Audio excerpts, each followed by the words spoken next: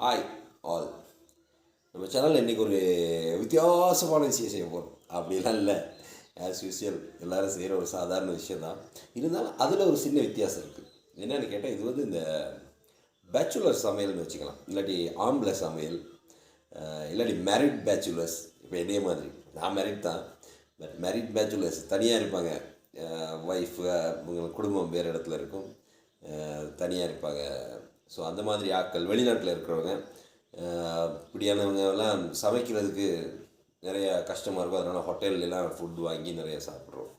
So எனக்கு தெரிஞ்ச நான் வைக்கிற கறிகளை ஈஸியாக, அதாவது இப்போ கேர்ள்ஸ் லேடிஸ் நல்லா சமைக்கிறவங்க அப்படி அவங்களாம் வந்து பெரிய அளவில் சமைச்சிட்ருப்பாங்க கஷ்டப்பட்டு. ஸோ ஈஸியாக எப்படி சமைக்கலாம் சில கறிகளை அப்படின்றத நான் உங்களுக்கு சொல்லிக் கொடுக்கலான் இருக்கேன், ஒவ்வொரு எனக்கு தெரிஞ்சதுகளை. ஸோ அந்த வகையில் இன்றைக்கி என்னோடய கிச்சனுக்கு வாங்க, நான் இன்றைக்கி என்ன கறி வைக்கிறேன்னு காட்டுறேன் உங்களுக்கு. மிக பெரிய தேசிய உணவு இலங்கையினுடைய, அது வேறு ஒன்றும் இல்லை, பருப்பு கறி எப்படி வைக்கிறதுன்னு பார்ப்போம். என்னென்னா சொல்லுவாங்க ஒரு பழமொழி இருக்குது சிங்களத்தில், பண்டை நெத்தி பொலிசியை ஊற்றுனேன், பருப்பு நெத்தி ஹோட்டலே ஊற்றுனேன்னு சொல்லுவாங்க ஸ்ரீலங்காலைங்க. ஸோ அந்த மாதிரி பருப்பு இல்லாத டிஷ்ஷே இல்லை நம்ம இலங்கையில். So come to my kitchen. இதுதான் என்னோடய ஸ்மால் கிச்சன், சின்ன கிச்சன், சின்ன ஸ்டவ்னு வச்சுருக்கேன். ஸோ இப்போ சமைக்க தொடங்க போகிறேன். ஸோ உங்களுக்கு ஒவ்வொன்றா நான் காட்டுறேன். இன்னும் குளிக்கவும் இல்லை, சமைச்சிட்டு குளிக்கணும்னா நிறைய வேலைகள் இருக்குது. வெங்காயம் கொஞ்சம் கட் பண்ணி வச்சுக்கொள்வோம். வெங்காயம் எல்லா ஃபுட்டுக்கும் ஆட் பண்ண வேண்டிய, கறிகளுக்கு ஆட் பண்ண வேண்டிய முக்கியமான பொருள் இல்லையா. செதறி ஓடுது. நெக்ஸ்ட் வந்து டொமேட்டோஸ், தக்காளி, அதுவும் கறிகளுக்கு தேவை. எனவே அதையும் நம்ம வெட்டி வச்சுக்கொள்வோம். அப்புறம் என்னென்னா க்ரீன் சில்லி உங்களுக்கு எப்படி பிடிக்குமோ அந்த டிசைன்லேயும் கட் பண்ணிக்கலாம். நான் சும்மா நார்மலாக கட் பண்ணுறேன், ஈஸியாக கட் பண்ணுவோம். ஈஸி சமையல் தான் நம்ம செஞ்சு காட்டுறோம். அதனால் சும்மா அப்படி பீஸாக கட் பண்ணி வச்சுப்போம். மொத்தமாக ஒரு வெரைட்டியாக கட் பண்ணுவாங்க. அடுத்து பார்த்திங்கன்னா ஜிஞ்சர், இஞ்சி வந்து எல்லாத்துக்கும் எக்ஸ்ட்ரா டேஸ்ட்டை கொடுக்கும், எல்லா கறிகளுக்கும். அதை வந்து நம்ம இப்படி மசிச்சும் வச்சுக்கொள்ளலாம், இல்லாட்டி வெட்டியும் போடலாம். இந்த இன்க்ரீடியன்ட்ஸ் எல்லாமே போடுறது டேஸ்ட்டுக்கு மாத்திரம் இல்லை, குட் ஃபார் ஹெல்த், உடலுக்கும் நல்லதுக்கு தான் நிறையா இன்க்ரீடியன்ட்ஸ் நம்ம போடுறோம். இஞ்சியெல்லாம் வந்து நம்மளுடைய டைஜஸ்ட், சமபாட்டு திறனை அதிகரிக்கும். இப்போ நம்ம கட் பண்ணி வச்சுருக்கிற தக்காளி, வெங்காயம், இஞ்சி, பச்சை மிளகாய், அது இல்லாமல் கறிவேப்பிலை, இதெல்லாம் தயாராக இருக்குது. நமக்கு இன்னும் கார்லிக் வேணும்னா கார்லிக்கையும் ரெடி பண்ணுவோம். வைக்கும்போது முதல் என்ன செய்யணும், பருப்பு எடுத்துக்கொள்ளணும். அது தேவையே நான் ஒரு கப் அளவில் பருப்பு எடுத்துக்கிறேன். நான் ஒரு 1 கப் தான் எடுத்திருக்கேன். ஒரு ஆளுக்கு போதும் தானே, நானும் வீராவும் மட்டும்தான். ஸோ அதை வந்து நம்ம பருப்பு வந்து நல்லா கழுவிக்கணும். இப்படி தான் சில என்னென்னு சொல்கிறாங்க, தானியம்லாம் வந்து நிறைய கழுவும் போது வந்து அதனுடைய சத்து வந்து இல்லாமல் போயிடும்னு சொல்கிறாங்கல்ல, அதான் நிஜம். நான்லாம் ஒரு சில தானியங்களை நிறைய கழுவுறதில்லை, அதை அப்படியே சாப்பிட்ருவேன் அவிச்சு.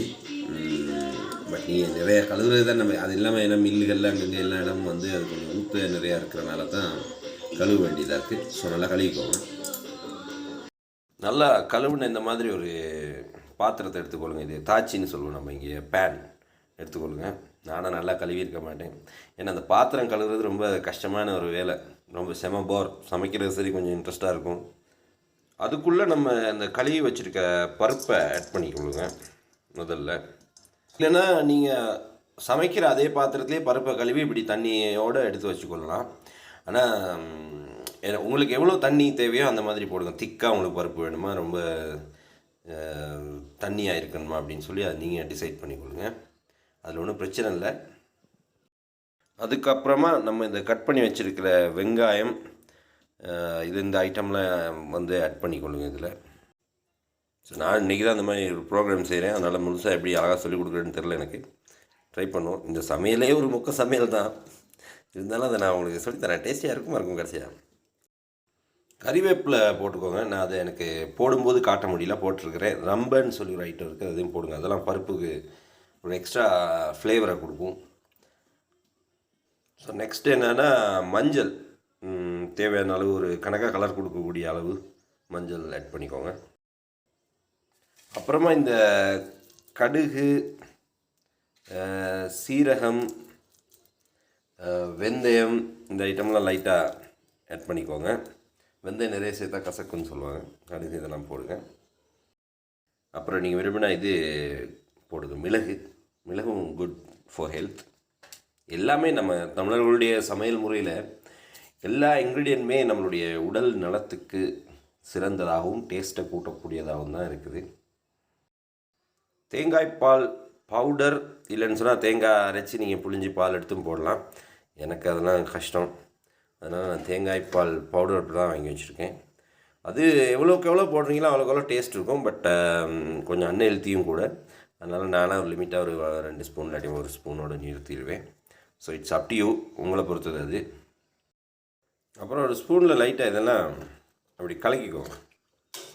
என்னடா இவன் சமைக்கிறான்னு தானே யோசிக்கிறீங்க.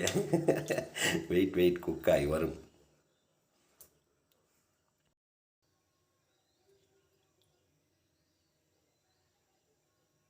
இப்போ தான் லேசாக வேக தொடங்கியிருக்கிறாரு. அதான் பார்த்தீங்கன்னா உப்பு போட மறந்துட்டேன். ஸோ இந்த மாதிரி மறந்துடுவோம் எதையாவது நம்ம. ஸோ இருங்க, உப்பு போடுவோம்.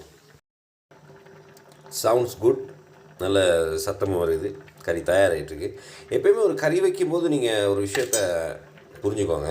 இந்த பபிள்ஸ் வருது இல்லையா லைட்டாக, இந்த பபிள்ஸ் வரத்தவங்கன்னா கறி வந்து வெந்து கொண்டு இருக்கிறது, இன்னும் கொஞ்சம் நேரத்தில் வெந்துடும் அப்படின்னு சொல்லி அர்த்தம். நம்மளுடைய சுவையான பருப்பு கறி தயாராகிடுச்சு. ஏன் அப்படி சொன்னேன்னா, நம்மளுடைய நான் ரொம்ப ரசித்து பார்ப்பேன். இந்த மெட்ராஸ் சமையல்னு ஒரு யூடியூப்பில் ஒரு அக்கா இருக்காங்க. அவங்களோட குக்கிங்ஸ் நிறையா பார்ப்பேன் நான். அவங்க ஈஸியாக நிறைய அழகாக, அவங்க என்ன மாதிரி இல்லை, அவங்க ப்ரொஃபஷனல்ஸ் அழகாக காட்டுவாங்க சமைக்கிறது. ஸோ அவங்க அப்படி தான் சொல்லுவாங்க, டடா அப்படின்வாங்க. இது நல்லாயிருக்கும். ஏன்னா எல்லாமே இந்த சமைக்கிறதுல வந்து இந்த என்ன சொல்கிறது, அது சமைக்கிறது, அதை ப்ரெசென்ட் பண்ணுறது எல்லாம் சேர்த்து தான் அது நம்மளை வந்து ஒரு நல்ல ஃபுட்டாக ஃபீல் பண்ண வைக்கும். குட். நான் எப்படியுமே குட்டுன்னு தானே சொல்லுவேன் நான் சமைச்சனால. ஏன்னா ஸோ நம்ம இன்றைக்கி பருப்பு கறி வச்சு முடிச்சிட்டோம். நல்லா பார்த்துக்கோங்க பேச்சுலர்ஸ், ஆண்களே.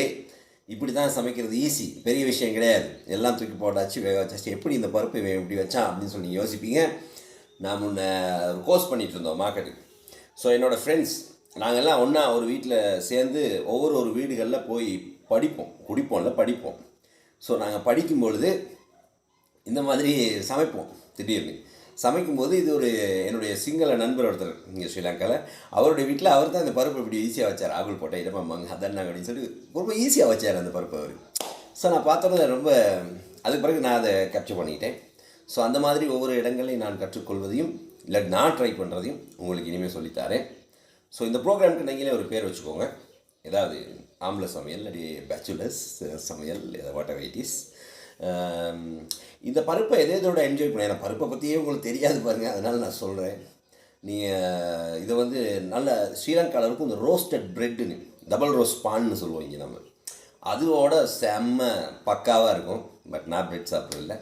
அப்படி இல்லைன்னா நல்லா சோறோட நல்லா பிசைஞ்சு ஒரு ஊறுகாய் ஒரு துண்டு இல்லைன்னா பொரியல் ஏதாவது ஒன்று வச்சு சாப்பிட்டாலும் செமையாக இருக்கும். இந்த பருப்பு எல்லாத்தோடையும் சாப்பிட்லாங்க, அதான் பருப்பில் உள்ள ஸ்பெஷாலிட்டி.